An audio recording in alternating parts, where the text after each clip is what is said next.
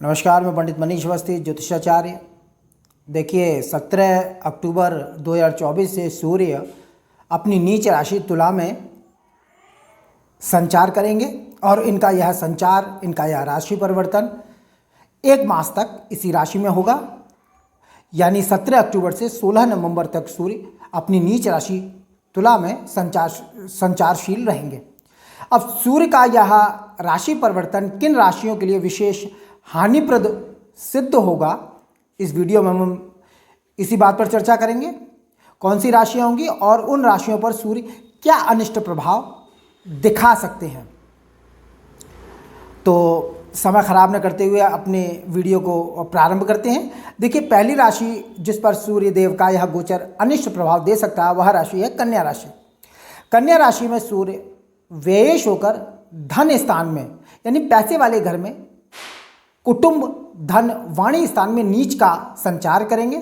इसलिए एक तो सूर्य को व्ययेश होने का दोष है, ऊपर से यह नीच राशि में संचार रहेंगे तो डबल दोष है सूर्य को कन्या राशि पर। और यह कन्या लग्न के लिए भी यह फलादेश लागू होगा। तो धन जन की कमी होगी, धन के कोष में कमी और कष्ट के कारण उत्पन्न करेगा सूर्य। और धन के साथ साथ जन की कमी यानी कुटुंब की कमी, कष्ट, क्लेश का योग बनाएंगे सूर्य। व्ययेश होकर नीच राशि में संचारशील रहेंगे, इसलिए खर्च के मार्ग में कमी और कष्ट के कारण उत्पन्न करेंगे। और बाहरी स्थानों का पैसे के लिए कमजोर संबंध बनेगा, यानी पैसे के लिए बाहरी स्थानों का संबंध हो सकता है, परंतु वह संबंध कमजोर और निराशा युक्त ही सिद्ध होगा। और लेकिन सूर्य का यह गोचर थोड़ा सा जीवन में प्रभावी देगा। तो कन्या राशि के लिए सूर्य धन के कोष में कमी करेंगे, धन और जन की हानि के योग बना सकते हैं। अचानक से धन की हानि होगी, परिवार में, कुटुंब में क्लेश के कारण उत्पन्न कर देंगे, या परिवार में किसी जन की कमी का अनुभव भी होगा। और बाहरी स्थानों में कमी, कष्ट का योग और खर्च के मार्ग में कमी देने वाले सिद्ध होंगे कन्या राशि पर। परंतु प्रभाव में वृद्धि कर सकते हैं क्योंकि यह सप्तम दृष्टि से अष्टम स्थान को देखेंगे, इसलिए जीवन में थोड़ा सा प्रभावी देने वाले सिद्ध होंगे। अब दूसरी राशि जिस पर इनका गोचर अनिष्टप्रद सिद्ध होगा वह राशि है वृश्चिक राशि। वृश्चिक राशि और वृश्चिक लग्न दोनों के लिए यह फलादेश मान्य है। वृश्चिक राशि और वृश्चिक लग्न यानी जिनकी राशि वृश्चिक है वह भी इस फलादेश से प्रभावित होंगे, और जिनकी लग्न वृश्चिक है, जिनका जन्म लग्न वृश्चिक है, वह भी इस फलादेश से समान भाव से प्रभावित होंगे। वृश्चिक राशि और वृश्चिक लग्न से सूर्य दशमेश होते हैं, कर्मेश होकर, दशमेश होकर, राज्येश होकर यह द्वादश भाव में यानी तृक स्थान में नीच राशि पर संचारशील रहेंगे। तो न तो इनके पास राशि बल होगा, ना ही इनका स्थान बल होगा। दोनों राशि बल और स्थान बल दोनों शून्य हो जाने से यह विशेष कष्टकर सिद्ध हो सकते हैं। बाहरी स्थानों में कमी और कष्ट के कारण उत्पन्न करेंगे। खर्च के मार्ग में कमी और कष्ट दे सकते हैं। किसी कोर्ट कचहरी या मुकदमा आदि में भी जातक फंस सकता है। व्यर्थ के कामों में या सरकारी कामों में धन के नाश का योग सूर्यदेव बना सकते हैं। पिता की तरफ से कमी और कष्ट के कारणों को उत्पन्न कर सकते हैं। और राज्य, व्यापार, मान प्रतिष्ठा के मामलों में भी कमी और कष्ट के कारणों को सूर्यदेव देंगे, क्योंकि कर्मेश, राज्येश तृक स्थान में नीच राशि पर संचारशील रहेंगे। तो कारोबार की उन्नति के लिए बड़ी बड़ी परेशानियां प्राप्त हो सकती हैं। राज्य समाज में जो राजनीति में है उनके लिए थोड़ा सा पद प्रतिष्ठा की हानि, कमी का योग बनाएंगे।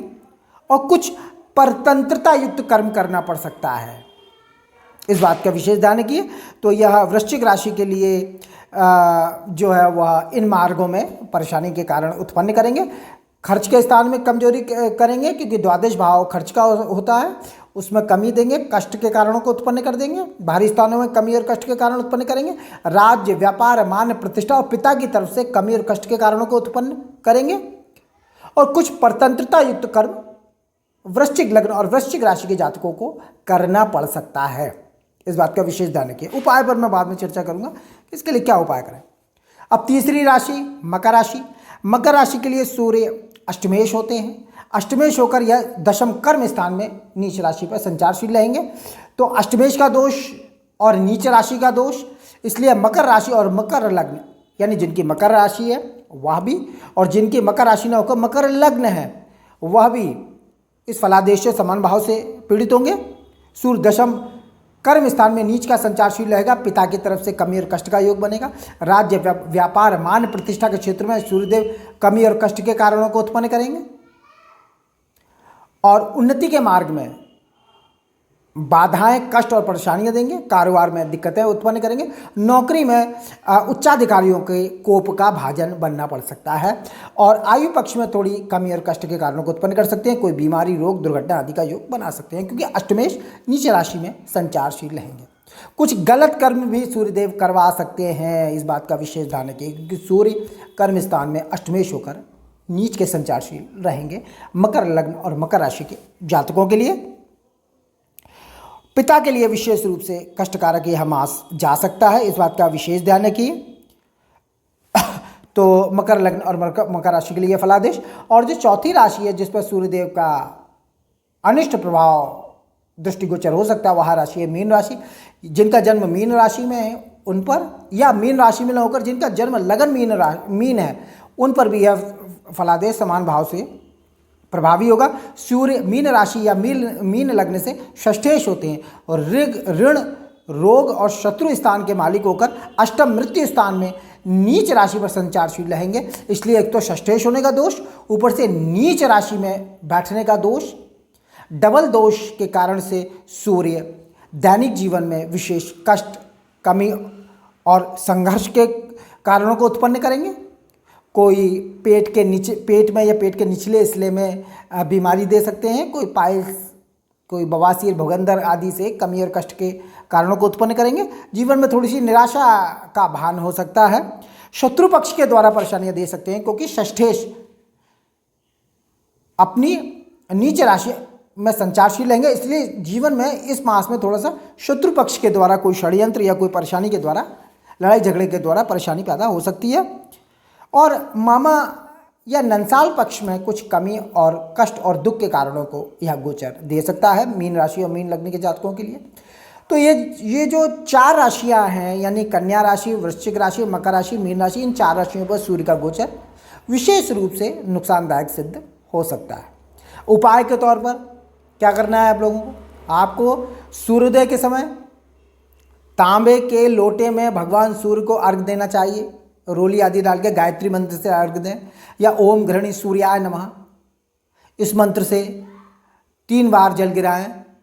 उगते हुए सूर्य को अर्घ देने का जो फल है वह बहुत होता है। तो कोशिश करिए कि सूर्योदय के आसपास ही अर्घ दिया जाए भगवान सूर्य को। और कोई दिक्कत हो या ना हो, लेकिन अगर आप नित्य प्रति भगवान सूर्य को अर्घ देते हैं तो ये समझ लीजिए कि जीवन में सुख, शांति, ऐश्वर्य, यश और कीर्ति भगवान सूर्य के आशीर्वाद से ही मिलती है।